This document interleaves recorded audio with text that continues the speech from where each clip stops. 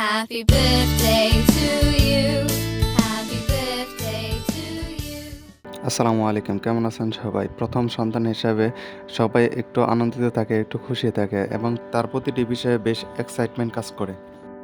আপনারা হয়তো অনেকেই বলবেন জন্মদিনের অনুষ্ঠান করা তো ভালো না, কেক কাটা তো ভালো না। হ্যাঁ, এটা আমরা জানি, তবে প্রথম সন্তান হিসেবে তার কোনো কমতি রাখতে চাই নাই, তাই আর কি ছোটোখাটো করে একটু সেলিব্রেট করা। শুরুতেই দেখেছেন আরাফের জন্য আগে থেকে কেক এনে রেখেছি এবং জন্মদিনটা পালন করা হবে ওর নানা বাড়ি, তাই সব কাজ করতেছিল আরাফের মামা, খালা, আরাফের মা এবং আমি। এদিকে সাজানো গোছানোর কাজ করতেছিলাম আমি, অপরদিকে সবার জন্য বিরিয়ানি রান্না করতেছিল আরাফের মা। আরাফ খাবে কেক আর আমরা খাবো বিরিয়ানি। সব কাজ শেষ করে সবাই রেডি হয়েছে এবং এখনই শুরু হবে মূল পর্ব। আরাফের মা শখ হলো কেক প্রথমে আরাফ ভেঙে চুরে খাবে, তারপর কাটা হবে। যেই কথা সেই কাজ, আরাফের সামনে সম্পূর্ণ কেকটা রাখা হলো আর আরাফ আলতো করে টাচ করছে আর ক্রিমগুলো নিয়ে মুখে দিচ্ছে। তারপর বাবুকে সঙ্গ দিতে হাজির হলাম আমি আর ওর নানা। কেক ধরে কিভাবে কচলিয়ে ভাঙবে তা দেখার আগ্রহী যেন সবার, এবং তার কার্যক্রম সবাই এনজয় করছিল। আর আমরা মা বাবা হিসেবে সবচেয়ে বেশি খুশি হয়েছি, কারণ ছেলের বার্থডে নিয়ে আগে থেকে প্ল্যান করা ছিল, তা আজ সুন্দরভাবে সম্পন্ন করতে পেরেছি।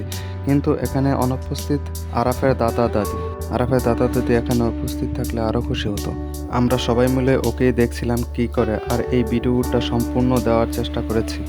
আশা করছি আপনারা কোথাও যাবেন না। আরাফের কোন কাজটা ভালো লেগেছে অবশ্যই কমেন্টস করে বলে যাবেন।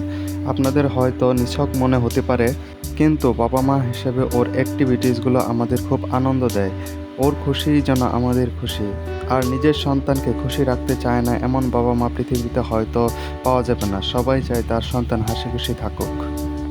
আর বাবুর ভেঙে চুরে কেক খাওয়ার পর শুরু হলো আমাদের কেক কাটার পালা।